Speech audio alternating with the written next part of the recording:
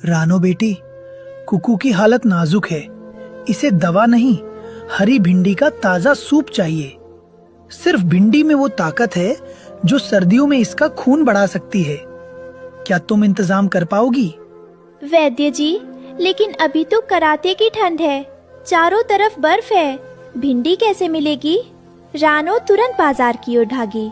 वहाँ सब्जियों की दुकानें खाली पड़ी थी। दोस्तों, ये रहे हमारी आज की वीडियो के प्यारे सब्सक्राइबर्स और फॉलोअर्स के नाम। प्रभास, कौसर फातिमा, नोमान खान, राशिद, सूरज। जो नहीं चुने गए, चिंता मत करो, अगली बार तुम भी बन सकते हो जंगल के सुपरस्टार। दोस्तों, अगर आप भी चाहते हैं मैं आपका नाम अपनी कहानी में लूं, तो देर किस बात की, जल्दी से कमेंट करके अपना नाम हमें भेजें। सिर्फ सूखे आलू और प्याज थे। रानो बहन, आप क्या ढूंढ रही हैं? इस मौसम में हरी सब्जी? नामुमकिन, ठंड ने सब कुछ जला दिया है। आपको अगले मौसम तक इंतजार करना होगा। मेरे बच्चे के पास इतना समय नहीं है बंटी भाई, मुझे आज ही कुछ करना होगा। बाजार में कुछ नहीं मिला तो रानो को याद आया कि पुराना गोदाम चूहों का अड्डा है। वहाँ मोटे लाल चूहा रहता था जो अनाज जमा करता था। मोटे लाल भाई, क्या आप घर पर हैं? मुझे आपकी मदद चाहिए। कौन? रानो बहन, इतनी ठंड में यहाँ क्या कर रही हो?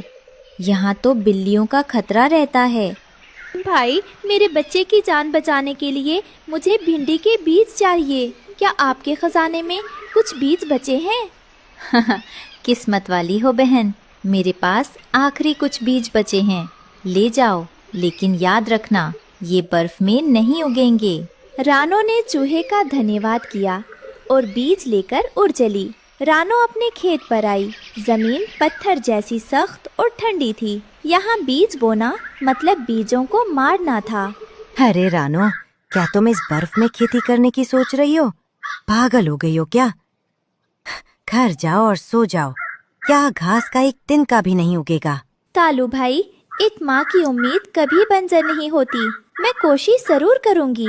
उदास रानो नदी किनारे बैठी थी। तभी उसे महसूस हुआ कि जिस काले पत्थर पर वो बैठी है वो हल्का गर्म है। सूरज की हल्की किरणें काले पत्थरों को गर्म कर रही थीं। अरे, ये पत्थर गर्म है। अगर मैं जमीन को ऐसे गर्म पत्थरों से ढक दूं, तो बीजों को लगेगा कि गर्मी का मौसम है।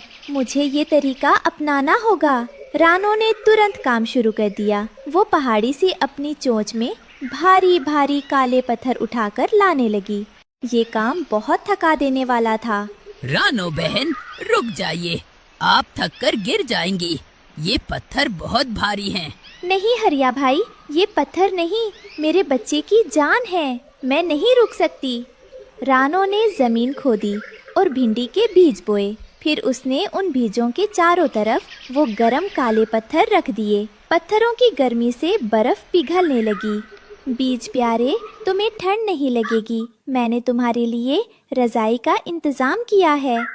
जैसे ही रानो ने खेत में गर्म पत्थर रखे, उनकी गर्माहट जमीन के नीचे भी पहुंच गई। गर्मी महसूस करके वहां सो रही काली नागिन जाग गई और बाहर आ गई।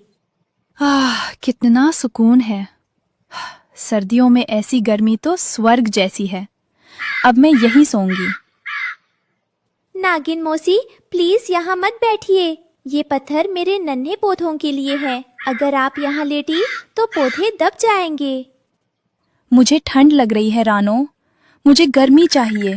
अगर तुमने मुझे हटाया तो मैं तुम्हारे अंडे खा जाऊंगी। मौसी, मैं आपके लिए अलग से 2 गर्म पत्थर ला देती हूँ। आप उस पर लेट जाइए, लेकिन मेरे पौधों को छोड़ दीजिए। रानो को नागिन के लिए अलग से पत्थर लाने पड़े। तब जाकर नागिन ने खेत छोड़ा। रानो का काम और बढ़ गया था।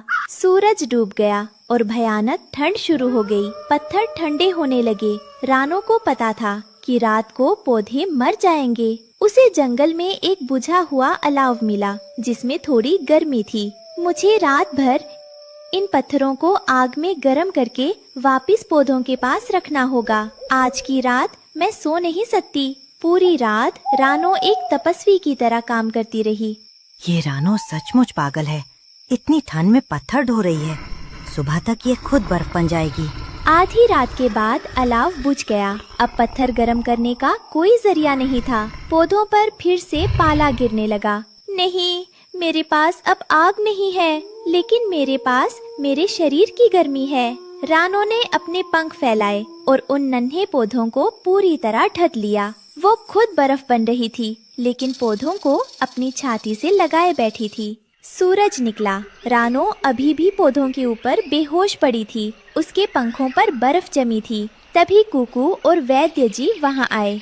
माँ, उठिए माँ, देखिए क्या हुआ है। कुकू की आवाज सुनकर रानो ने धीरे से आंखें खोली। जैसे ही वो हटी, सब हैरान रह गए।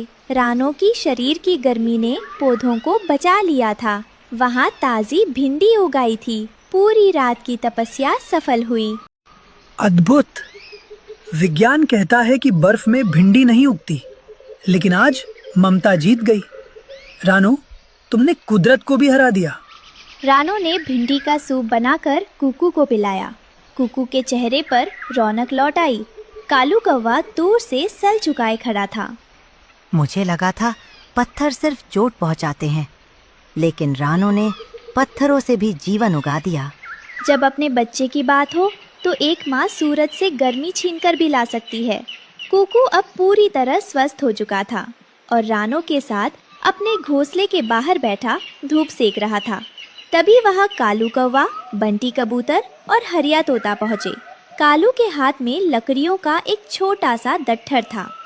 रानो बहन, कल तक मैं तुम्हें पागल समझ रहा था, लेकिन आज मुझे समझ आया कि असली स्मार्ट काम क्या होता है। तुमने न केवल कुकू की जान बचाई, बल्कि हमें ये भी सिखाया कि इच्छा शक्ति के सामने बर्फ भी आग बन सकती है। हाँ रानो बहन, आज हम सब आपके लिए कुछ लेकर आए हैं। ये देखिए।